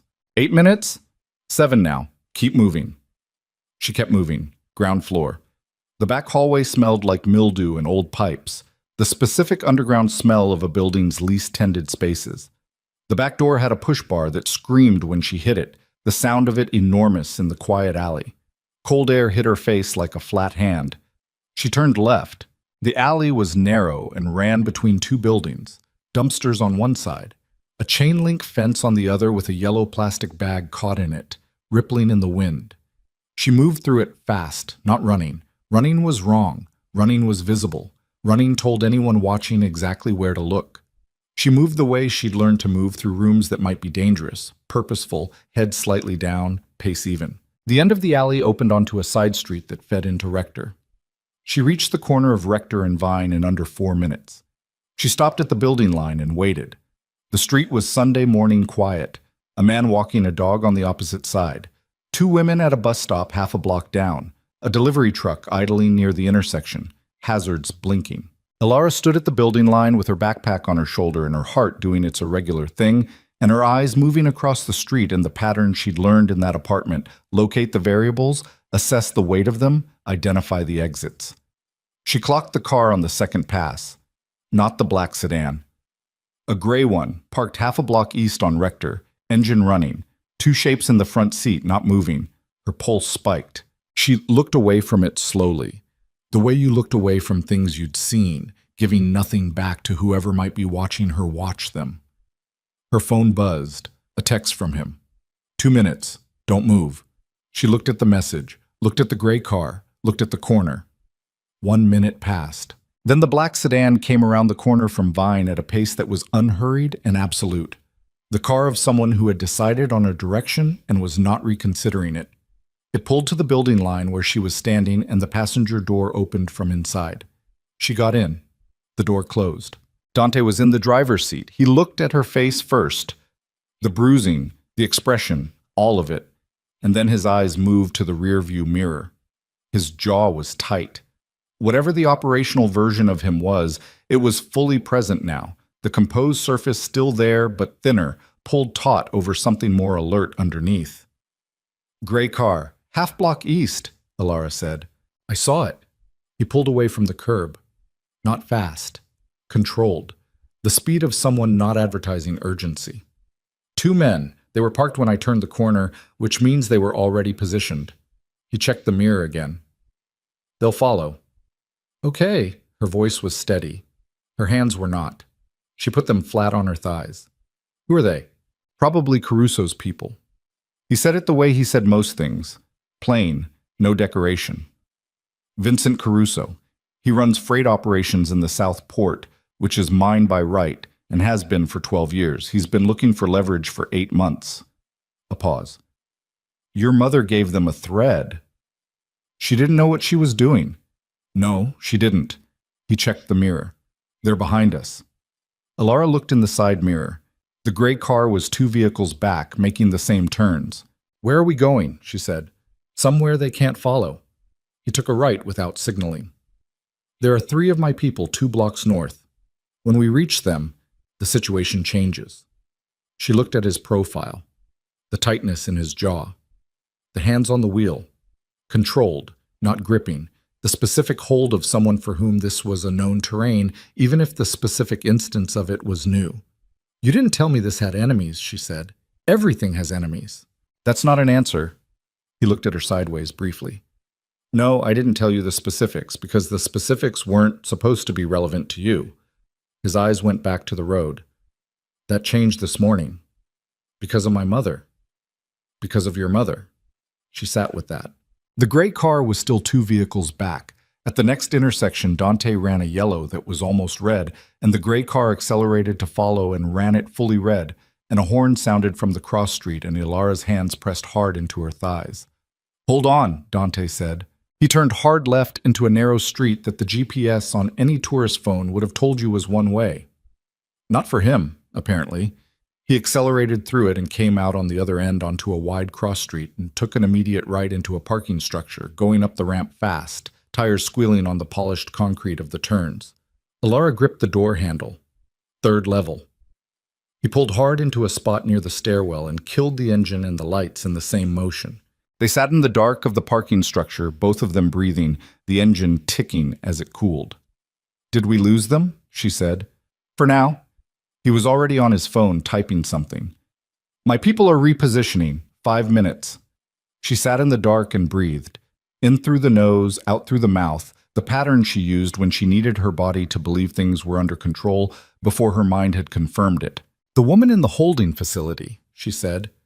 "The one who approached my mother. She knew you'd been watching my building. She knew my name. She had that fast." She looked at him. "How?" Dante finished typing. He set the phone on the console, looked at the windshield. "Someone in my own operation told Caruso's people I'd been watching your building," he said. The words came out flat and deliberate, the words of someone who had already arrived at a conclusion they didn't like. Ilara stared at his profile. "You have a leak." "Had," he said. "I dealt with it this morning, before I knew the full scope of what they already had." His jaw tightened. "They got the information before I found the source, which means they've known about you for at least 4 days. She sat with the weight of that. 4 days. She'd made the call to say yes on Friday morning. If Caruso's people had known about her for 4 days, they'd known before she made the call, which meant they'd known when she was still deciding, which meant, "They let me make the call," she said. "They waited.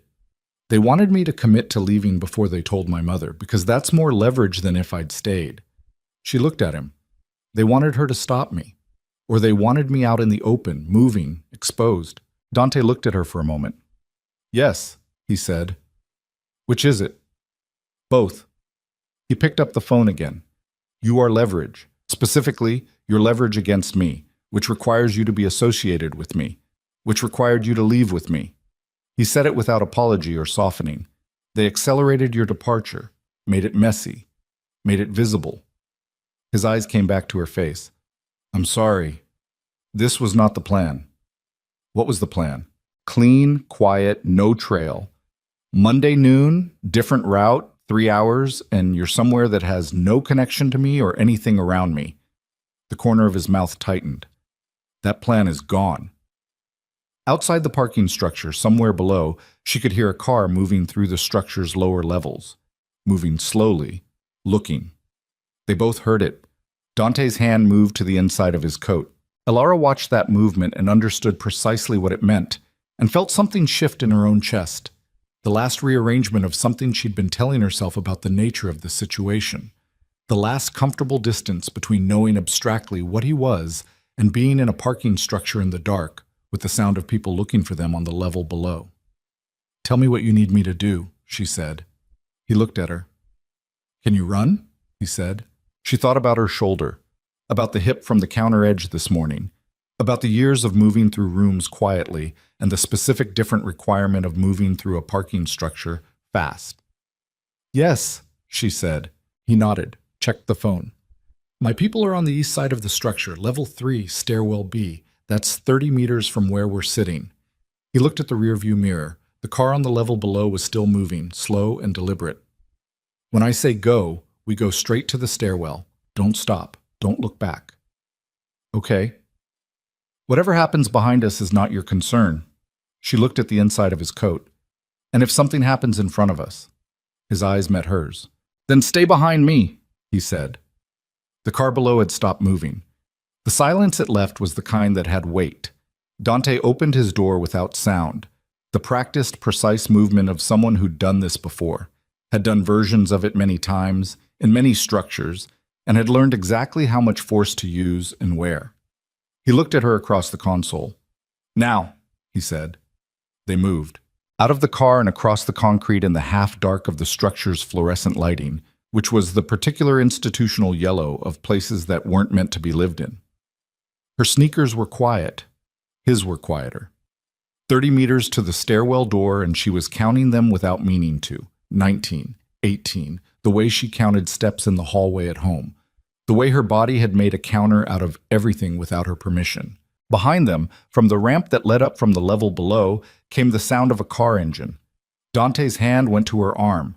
Not grabbing, not pulling, just a brief pressure that said, faster. She went faster. The stairwell door was gray metal with a push bar and a small wire glass window. She hit the push bar and it opened, and they went through and the door closed behind them, and the stairwell was concrete and cold, and her breath was loud in it. From the other side of the door, almost immediately, came the sound of a car door. Then voices. 2 of them, not loud. The professional quiet of men who had done this before and knew that quiet was faster than noise. Dante was already on his phone, typing with one hand, his other hand still on the inside of his coat. He looked at the phone, looked at the stairwell above them. Up, he said. 1 floor. She went up. He was right behind her, his footsteps on the concrete stairs deliberate and even, not hurried. She could hear her own breathing in the stairwell, couldn't slow it, didn't try. 4th level. The door there opened onto the parking structure and the cold air hit her again, and she came out into the gray Sunday morning light filtering through the open sides of the structure and saw, parked 20 feet away, a black SUV with 2 men standing beside it.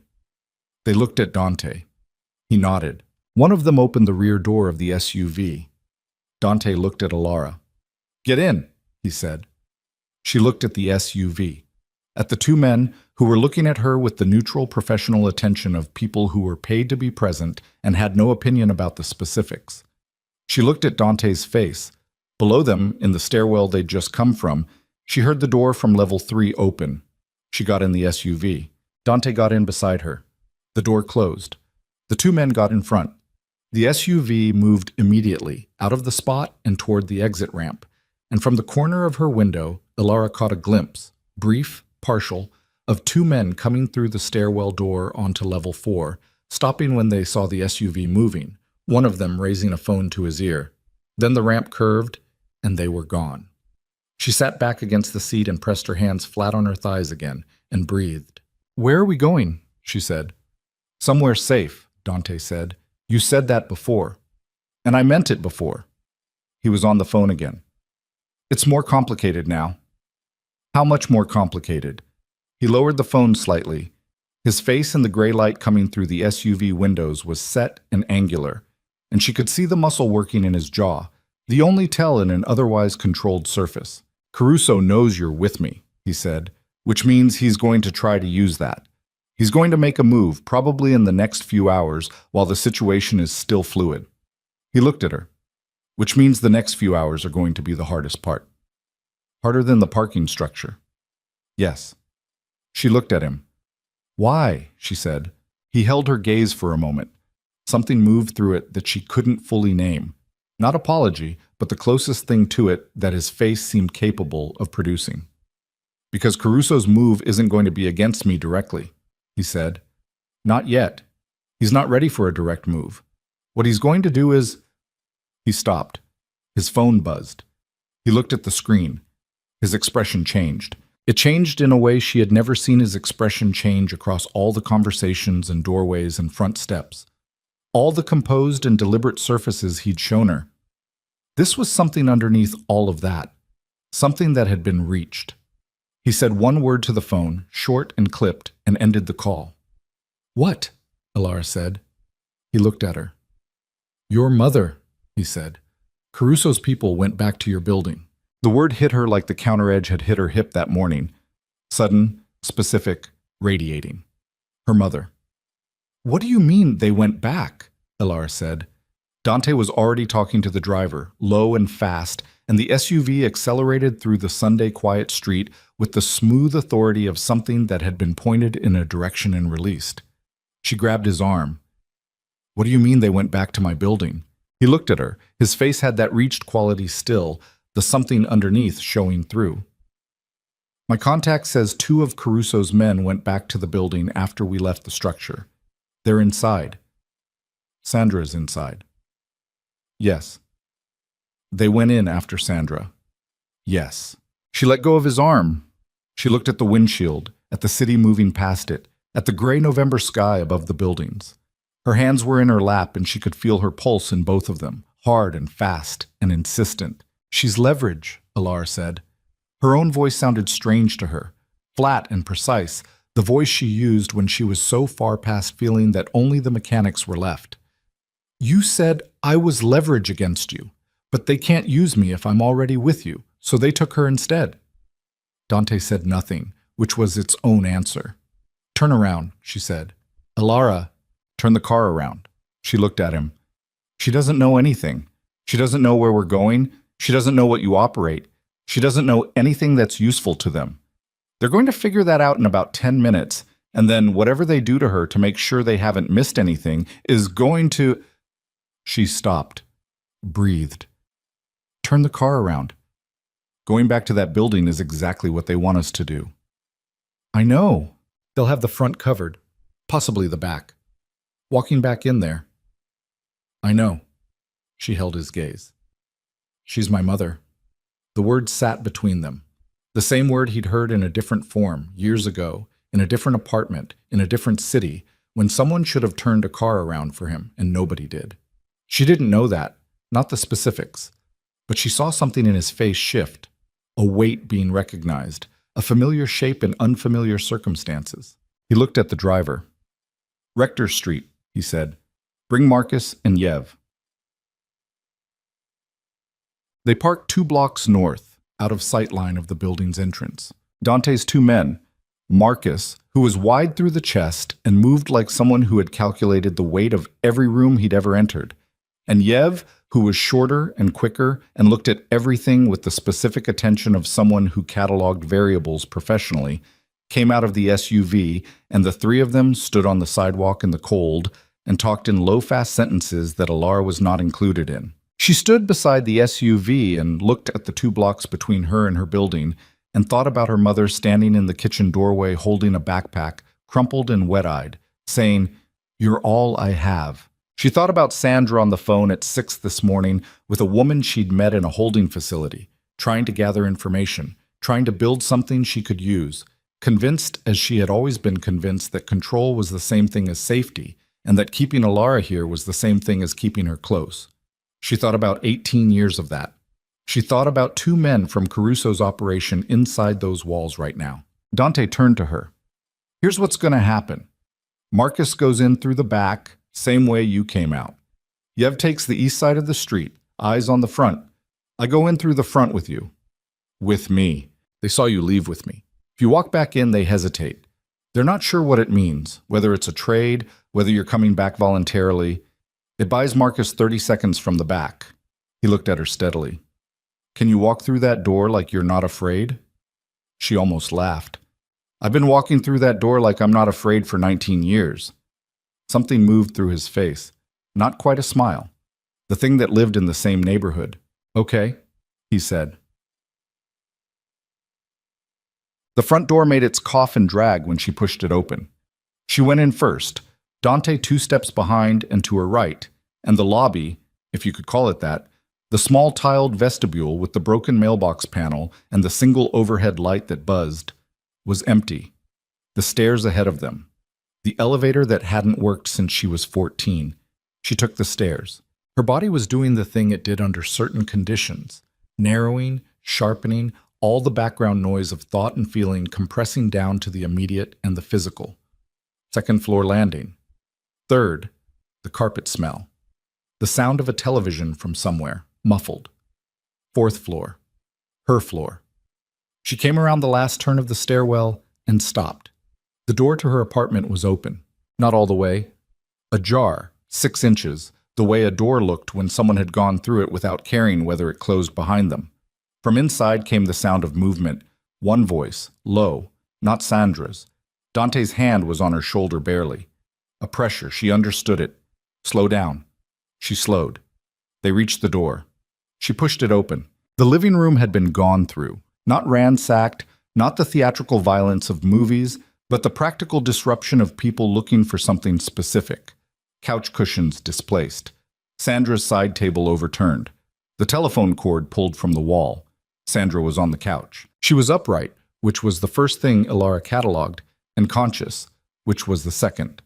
There was a man standing near the window and another one near the hallway entrance, and both of them were looking at the door, at Ilara, with the assessing attention of professionals who had been told a situation might change and had been waiting for it to change. Sandra looked at her daughter. Her face did something complicated and quiet that Ilara didn't have room to process right now. She doesn't know anything, Ilara said to the room. Direct. No preamble. You can see that. Whatever you're looking for from her, she doesn't have it. The man near the window was the one who'd speak for them, she could tell. The way he held his weight, the economy of his attention. He looked past Ilara at Dante. Mr. Moretti, he said. The courtesy in it was the thin professional kind, the kind that meant nothing. Ray, Dante said. He knew the man's name. Of course he knew the man's name. This is unnecessary. Mr. Caruso disagrees. Mr. Caruso is making a move with a bad hand because he thinks the situation is fluid enough to cover the smell of it. Dante stepped into the room, past Ilara, moving to the center of it with the deliberate ease of someone who is claiming space rather than entering it. The woman on the couch has nothing. You know that. You've been here long enough to know that. Ray's eyes moved to Sandra, back to Dante. The girl's the asset, Ray said. The girl is standing right here, Ilara said. Ray looked at her with the flat attention of someone recalibrating. She's not an asset, Dante said. She's not a piece. Whatever Caruso told you about what this is, he was wrong. This is a personal matter that has nothing to do with the docks, the freight, or whatever play he's running. And right now you're standing in a civilian apartment, which creates a specific set of problems for you that Caruso is not going to help you with after the fact. Something moved through Ray's face. A calculation. He was running the numbers on what he'd been sent to do against what he was actually looking at, and what the downstream costs of those two things were. And the numbers were not coming out the way he'd expected. I need to make a call, Ray said. Make it outside, Dante said. A pause. Ray looked at the second man, something passing between them wordlessly, the shorthand of people who worked together. Then Ray moved toward the door, phone already in his hand. The second man stayed. The second man was looking at Ilara with a specific quality of attention that she recognized from years of reading rooms. It was the attention of someone who had decided something, or was about to, and was waiting for the moment to act on it. His weight was slightly forward. His hands were loose at his sides in the particular way that loose at the sides meant ready. Dante had seen it too. She could tell by the way his position had shifted, barely a centimeter. But she had been reading rooms for 19 years and she read his. From behind her, from the hallway, came the sound of the apartment's back window being opened. Marcus. The second man's attention broke. Half a second, a flicker toward the hallway. And in that half second, Dante moved, closing the distance between them with a speed and directness that was startling, not because it was violent, but because it was so without hesitation, so completely committed. 2 steps, and his hand on the man's collar, and a turn that used the man's own forward weight against him. And then Marcus was in the room from the hallway, and it was over before it had fully started. The second man on the floor. Marcus's knee in his back. The man not fighting it because the calculation had been run, and the outcome was clear. From outside in the hall, Ray's voice on the phone, the words indistinct. Dante looked at Ilara. She was standing in the center of the room, and she was looking at her mother. Sandra was on the couch. She had not made a sound through any of it. She was looking at her daughter with the specific expression of someone who had spent the last 20 minutes being afraid and was only now beginning to feel what kind of afraid it had been. Her hands were in her lap. She was shaking slightly, not dramatically, just a fine tremor in her fingers. Ilara crossed the room and crouched in front of her. "Are you hurt?" Ilara said. Sandra shook her head. "Did they touch you?" "No." Sandra's voice was thin. They kept asking me questions. About you. About him." She looked past Ilara at Dante. "About what you'd told me. Where you were going. What did you tell them?" Sandra looked at her daughter's face. "Nothing. I didn't know anything." A pause. That's the first time not knowing something felt like the right answer. Ilara looked at her mother's face for a long moment. Outside in the hallway, Ray's phone call ended. He came back into the room, stopped when he saw his colleague on the floor, did the recalculation fast. He looked at Dante. "We're done here," Ray said. "Yes," Dante said. "You are." Ray looked at Alara. Something passed through his expression that might have been the closest thing to discomfort a professional like him allowed himself. Then he and Marcus between them arranged the transfer of the second man, and they left, and the broken apartment was quiet. Yev came up from the street 10 minutes later to report the gray car was gone. Dante made calls in the kitchen, low and methodical, while Marcus stood near the front door and Alara sat on the couch beside her mother, and neither of them said anything for a while. The television was still off. The side table was still overturned. The phone cord was still pulled from the wall. After a while, Sandra said, "He's going to deal with the Caruso situation." "Yes. That's what the calls are." "I think so." Sandra looked at her hands. "What does that mean? Deal with it." "I don't know the specifics." "But you know the general." Alara looked at the overturned table. "Yes." Sandra was quiet for another moment. "I put you in danger," she said, "this morning, with the phone call, with the woman in the facility. I thought I was—" She stopped. "I keep thinking I'm protecting you. I keep doing things because I think they're protection, and they turn out to be—" She pressed her hand flat against her own sternum. "I had 2 men in my apartment asking me questions about my daughter, and I didn't know a single answer. Do you know what that felt like? Mom, not knowing where you were, whether you were safe, whether what I'd done had—" Sandra's voice broke slightly. She steadied it. "I need you to know that I know. What I've done. All of it. The whole of it." She looked at Alara directly, and her eyes were red-rimmed and exhausted and more present than Alara could remember seeing them in years. "I'm not asking you to forgive me. I'm not asking you to stay. I just need you to know that I know." Alara sat with that. The clock on the kitchen wall, the one with the cracked face that had always run 3 minutes fast, ticked in the quiet. "I know you know," Alara said finally. "You've always known. That's the part that—" She stopped, looked at her hands. "That's the part I had to stop waiting for. I kept thinking that when you finally knew, really knew, it would change something. But knowing and changing are different things." Sandra looked at her. "I know that too," Sandra said quietly. "I can't stay here and wait to see which way it goes for you," Alara said. "I can't do that anymore. I used up everything I had waiting." "I know. I'm going to go." "I know." Alara looked at her mother's face, the ruin of it, the familiar architecture underneath the ruin, the face she'd been reading her entire life, the one she'd loved before she understood what love cost in that apartment. "The counselor at the facility," Alara said.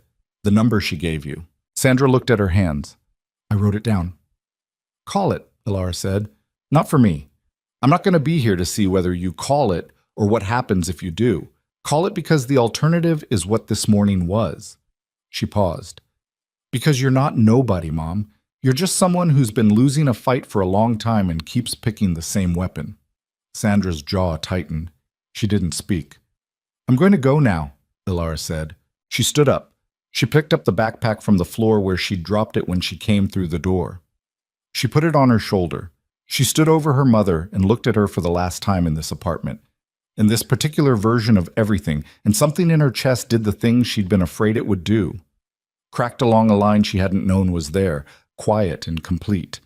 The sound of something that had been held together by pressure finally releasing. She leaned down and pressed her mouth to the top of her mother's head. Sandra's hand came up and gripped her wrist. Not hard, not the grip of restraint, just the grip of contact, of someone holding something they knew was leaving. Alara stood up. She walked to the door. She did not look back. The safe house was in a neighborhood 3 boroughs removed from everything she knew. A 3rd-floor apartment in a building that was ordinary in every visible way, the kind of ordinary that cost careful thought to achieve, clean, functional, a window that looked out onto a side street with a tree that had lost most of its leaves, a bed with a frame, a kitchen with actual pots in it. Dante showed her through it without ceremony, opening doors and noting things, the locks, the fire escape, the buzzer system. in the factual tone he used for information that was useful rather than impressive. He wasn't performing the space. He was just telling her what it was.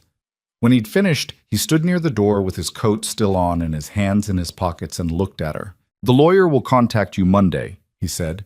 "She'll walk you through the documents. All of it takes about 2 weeks once she starts." He paused. "The community college contact. Her name is Dr. Fontaine. She works in adult continuing education. She knows the general situation, not the specifics. She'll help you figure out what the path looks like." Alara was standing at the window looking out at the tree. "Caruso," she said, "will not be a problem after today." "What does that mean?" "It means he overplayed a bad hand, and the people he answers to are going to find out he used civilian leverage in a personal dispute that had nothing to do with the business reason he gave them." Dante's voice was even. "That has consequences in my world that I don't need to create myself." She turned from the window. "And the person in your operation, the leak?" "Handled," he said. "Just that." She looked at him. She thought about asking what handled meant, and decided she was going to have to make a decision about which questions she asked and which ones she didn't, and that was its own kind of education. "You're going to leave now," she said. "Yes." "And the thing you said, about not wanting anything back, about walking away." He met her eyes. Still true. She looked at him for a moment. This man she'd met through a peephole, who'd sat on her front steps in the cold, who'd moved through a parking structure with his hand on the inside of his coat and driven into a one-way street without checking whether the other end was clear. This man who was what he was and had never once claimed to be anything else. "When you were 8, she said, "you said someone should have watched and nobody did." Something moved through his face, the deep underneath thing, present and then managed. "Yes." "What happened to you?" A long pause. He looked at the floor, then back at her. "That's a long story for another time." A pause. "If there is another time, there doesn't have to be." "No," he said, "there doesn't." She stood at the window of the apartment that was hers now, in whatever provisional and beginning sense that word applied, with the backpack still on her shoulder because she hadn't put it down yet, and she looked at Dante Moretti and felt something that was not gratitude exactly. Gratitude was too simple, too clean for what this was. What this was had more weight than gratitude, more complication, more acknowledgement of what it cost a person to see something clearly and act on it without needing to be thanked. "Thank you," she said anyway, because the other thing didn't have a word. He nodded. He opened the door. "The tree outside your window keeps its leaves until December usually," he said. "Longer than most." She looked at him. He left. The door closed. She stood in the middle of the apartment in the quiet and breathed. And after a while she took the backpack off her shoulder and set it on the bed, and she unzipped the front pocket and took out the photograph. The gap-toothed kid in the yellow sweater, gymnasium floor, the before time. And she set it on the windowsill where the light from the tree street came in. She looked at it for a long time. Then she went to the kitchen and found the pots and found a box of pasta in the cabinet that someone had left or put there. And she boiled water and made something to eat and sat at the table and ate it. And the clock on the kitchen wall here ran on time, exactly on time, and she watched it while she ate. The years that followed did not move in straight lines. She enrolled in the spring semester, 3 months after the November morning she'd walked out of that building with a half-full backpack and a photograph. Dr. Fontaine was a small, precise woman who had seen enough non-traditional students that she'd lost the habit of treating the gaps in their histories as deficits rather than data. And she looked at Alara's situation the way an engineer looked at a load-bearing problem, practically, without sentiment, with a great deal of attention to what was actually there versus what the standard template called for. The first semester was brutal. Not the material. The material was hard, but it was the good kind of hard. The kind that had a system underneath it that rewarded the specific skill Alara had spent 19 years developing without knowing that's what she was doing. The ability to read a room, to track variables, to maintain composure under conditions that would break most people's concentration.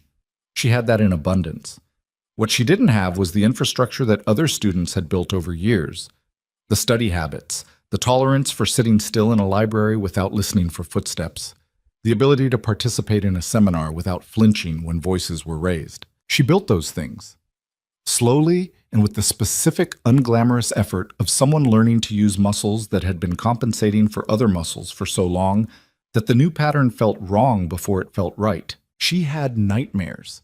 She had days when the weight of the accumulated years pressed down so hard that she sat in a bathroom stall between classes, with her back against the stall wall, and breathed through her nose until she could move again. She had professors who frustrated her, and ones who saw her clearly enough that she felt the old, dangerous warmth of being seen and had to teach herself that this version was safe. She didn't contact Sandra. Not for the first year, not for the second.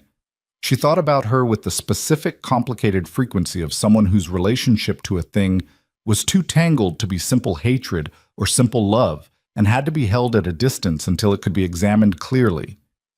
She thought about the hand gripping her wrist as she left. She thought about the counselor's number on a piece of paper.